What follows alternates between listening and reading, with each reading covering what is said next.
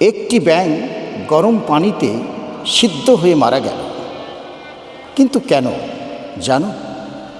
পানিটা যখন আস্তে আস্তে গরম হচ্ছিল তখন ব্যাঙটা ভাবল একটুকু তাপ সহ্য করে দিই।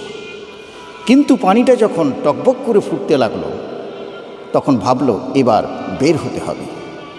কিন্তু ততক্ষণে ব্যাঙটা অর্ধসিদ্ধ হয়ে গেছে এবং লাফ দেওয়ার ক্ষমতাটুকুও হারিয়ে ফেলেছে। শেষ।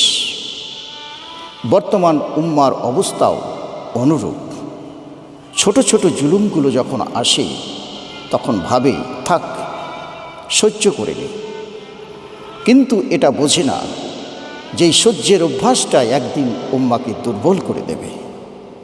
মনে রেখো, যতই পিছু হটবে দুশ্মন ততই সামনে এগিয়ে এগিয়ে আসবে। এইভাবে দেওয়ালে যখন পিঠ থেকে যাবে তখন মনে হবে এবার উঠে ঘুরে দাঁড়ায়, কিন্তু তখন আর উঠে ঘুরে দাঁড়াবার পজিশনও পাবে না।